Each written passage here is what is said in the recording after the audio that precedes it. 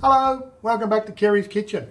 Today's going to be a great breakfast, Sunday morning breakfast with Kerry. Hope you're hungry because corn fritters is on the menu. I'm going to show you how I do corn fritters. Let's enjoy it. And I'm going to put some flour, 3/4 cup of plain flour into my bowl. Baking powder, a little bit of baking powder, about half a teaspoon of baking powder. Then in here I've put some salt, probably a little bit under half a teaspoon of salt, paprika and some pepper.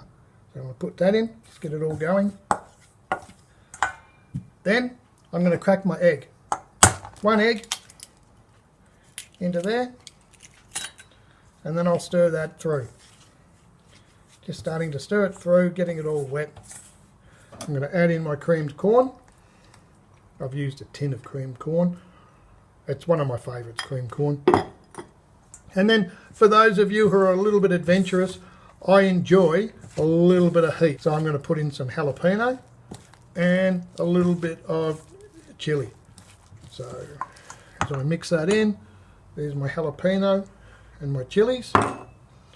And I'm just going to stir them through and make a beautiful paste to put in. Good texture in this. So this is the amount of sunflower oil I've put in.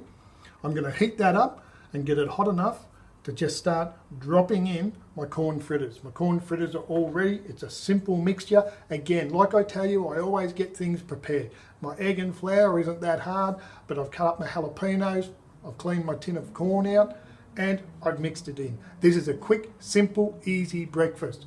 Let's keep going. I've got a skewer, a wooden skewer, and I'll put it in, and I can just see that there's little bubbles coming out. See the bubbles coming out?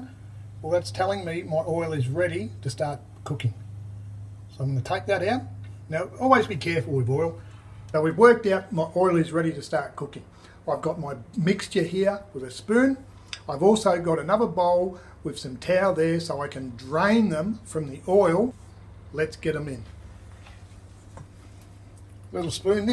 This mixture will make up probably about a dozen. So I've started my first one and I've flipped it over. It's looking great. It's always good to test first. So I've got my first one in.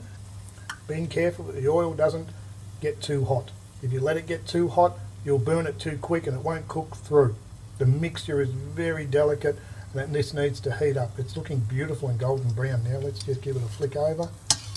Once I've done this test one, then I'll put a few more in.